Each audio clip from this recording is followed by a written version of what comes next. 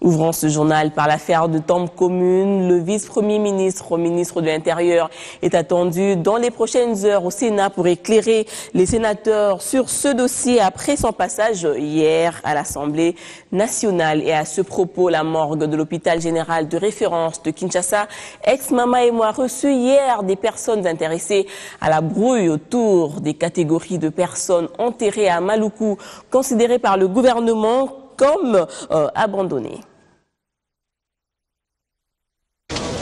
Des visiteurs atypiques étaient ce lundi à la morgue centrale de Kinshasa. C'étaient des officiels et non des parents ou proches des morts.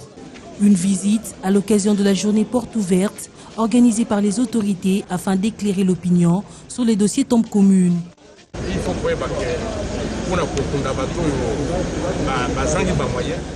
L'inhumation des indigents ne date pas d'aujourd'hui. C'est depuis 1952. La procédure est restée la même à Kinshasa.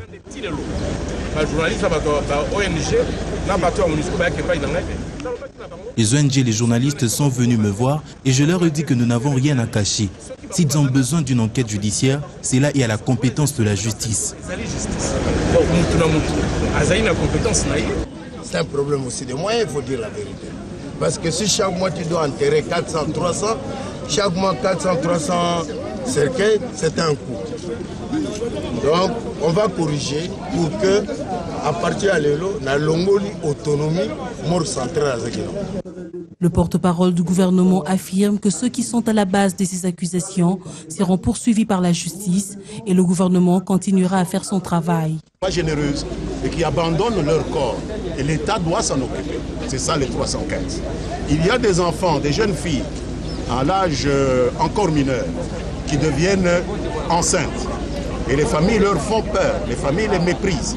Alors par peur d'affronter le mépris de la famille, elles provoquent des avortements, elles jettent le corps du bébé et l'État doit ramasser. Et c'est ça le nombre de 315. Demain, il y en aura encore puisque nous sommes toujours une ville de 11 millions d'habitants et les gens naissent, vivent et meurent. Et il faut que l'État s'occupe de ceux qui sont morts. Est-ce pour protéger les droits de l'homme au Congo, il faut tuer l'État congolais? Il faut tuer les institutions? C'est la question que nous nous posons.